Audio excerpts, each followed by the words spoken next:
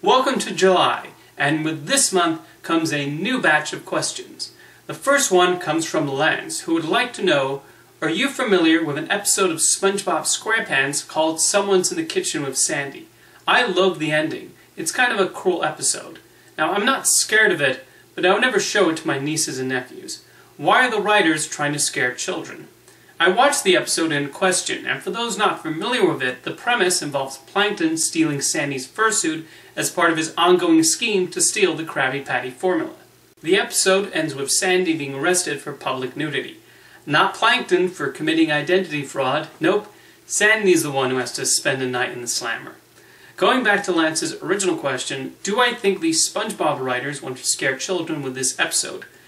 Not really. I think they found the image of Plankton as Sandy flopping around town and the Krusty Krab to be a humorous one. And then there's the comedy out of SpongeBob being too oblivious to realize what's going on and slowly getting on Plankton's nerves. As oddball as the premise was, I got a few laughs out of this episode. Then again, SpongeBob SquarePants thrives on being oddball.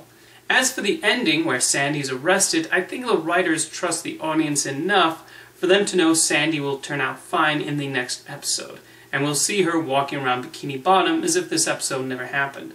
The show is not suddenly going to turn into Orange is the New Coral. With that said, I can absolutely see why some would be unnerved by this episode and its events. It's always surprising to see a good-natured character like Sandy Cheeks getting arrested at the end of a story. I think a lot of the writers of animated series will write stories they think will make for entertaining episodes, and then the directors, storyboard artists, and animators then add to and bring their creative ideas to the table. Every child is also different, so it's easier to write in a broad canvas rather than be concerned about what might scare an individual child. There are children who are scared of skeletons. I always thought they were neat. You have children that can probably watch Return to Oz just fine. That movie gave me nightmares as a child. Nickelodeon themselves has provided a wide variety of shows that appeal to different tastes. Even in the beginning, the grossness of Ren and Stimpy was different from the adventures of Rugrats or the quieter stories often seen on Doug.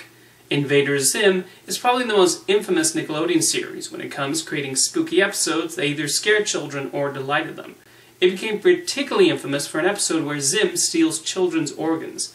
And when I was a child, I enjoyed watching Are You Afraid of the Dark, a show that was intended to be scary. It really does not hold up to adult scrutiny, though. Now with SpongeBob SquarePants, the surprise for an episode like Someone's in the Kitchen with Sandy is probably due to SpongeBob being otherwise known as a rather innocent show centered on a naive and optimistic sponge. But Plankton ultimately serves as a major contrast to SpongeBob's sunshiny world, as many of his plans can get rather dark. In the first SpongeBob movie, he even succeeded in enslaving Bikini Bottom and turning everyone into zombies who obey his every command. There needs to be freedom for writers to tell a story that are a little darker, hopefully not in a way that alienates the audience and causes them to change the channel. Brad Bird recently tweeted that he did not make Incredibles 2 or any of his movies for children. Children can watch them, certainly, but writers cannot keep worrying about appealing to a specific age range and instead just need to concern themselves with writing great stories that will stick with us. And then the audience will come. I hope I answered your question the best way I could. Thank you, Lance.